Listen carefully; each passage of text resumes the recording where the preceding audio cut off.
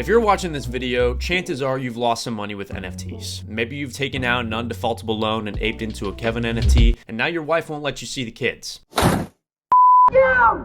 But how do we prevent it? Today, I'm going to be talking to you guys about how you can actually become profitable with NFTs and in my strategy that I personally use. Now, the first thing we're going to be talking about, guys, is over-leveraging. Now, this is a common thing amongst beginners who tend to throw all of their liquidity into one thing when they hear about it, but it's definitely not something that we want to be doing. Now, this depends on your liquidity. If you're sitting with 1 to 2 ETH of liquidity, you're generally going to be throwing about 10 to 30% into each trade because that's how expensive mints are, especially in the NFT space. With a volatile asset like this, you're going to be throwing in a lot more liquidity compared to something like stonks. But if you're sitting there with 0.1 ETH in your account, you don't want to be spending all of that on one thing, especially if you don't know that you're going to make money. If you know you're going to make money and the mint is 0.1 ETH, that is perfectly fine. Now, if you're sitting with 40, 50 ETH in your account, then you're going to be spending 3 to 10% of your liquidity on each project. That is how much you can safely invest without over-leveraging yourself too much. Now, next, guys, we're going to be talking about investing in sets of 2 or 3. This is a quick equation I want to go ahead and cover with you guys. So say you have 2 whitelist mints at 0.1 each, not including gas, that equals a total of 0.2 invested. Now, if you sell one at a 2 times or higher, you already make your initial investment back, and sometimes you can make even more profit. Sometimes you can sell one of them at 0.3, 0.4, sometimes 0.5 or higher. So you make your initial investment back and some profit depending on the resale value. Now, if you hold the other one for a higher flip or long term, that's your moon bag. And of course, this works better with sets of 3. So if you have 2 of them, you sell one at a 2.5 times, another at a 3 times,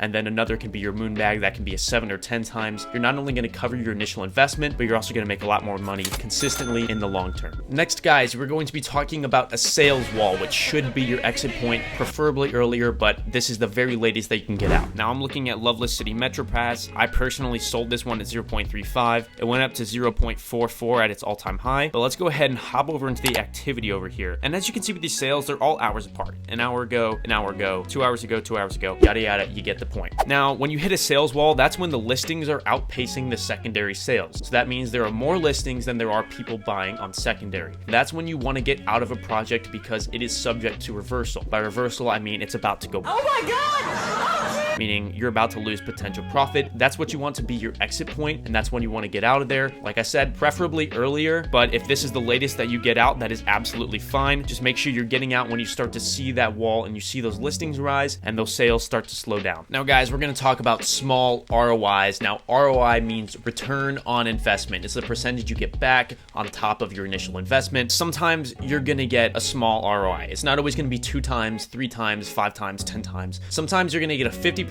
ROI, which is a 1.5 times. And you have to be completely okay with that. Sometimes you're going to buy in at 0.1, it's going to go up to 0.15, and you're going to have to sell there because it's subject to reversal. Now, let's look at Cat Blocks, which was probably one of my biggest paper hands. I do regret it, so please don't be mean to me in the comments. I sold this one at 0.25, and I believe the mint price was 0.2. Again, only a 0.05 profit, but sometimes you have to be okay with taking that risk and selling them early. Now, me personally, I sold way too early because these actually ended up reaching a 1 ETH floor, so that's a huge L on my part, but again, just got to be careful. Got to be okay with taking those L's, and sometimes you got to be okay with selling at a 50% ROI or something lower. If it's 25% ROI, just don't even buy in because it's not even worth your time.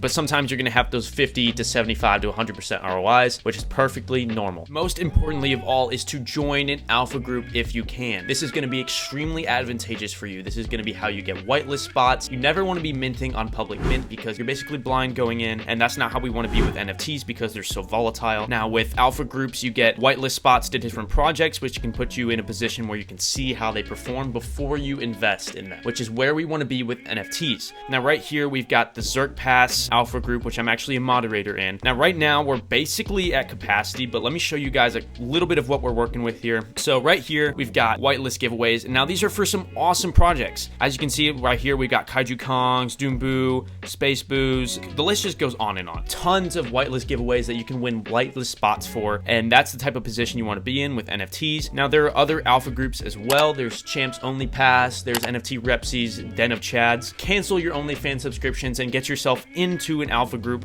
because this is where the real money is going to be. Not financial advice, but this is going to be probably your best bet in making money in this space, not financial advice. Now guys, if you did enjoy this video or find it at all useful, it would mean a lot to me if you left a like on the video.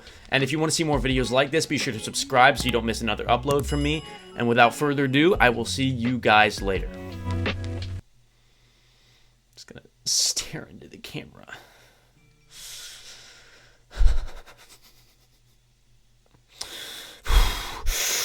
Okay, I'm done. Sorry.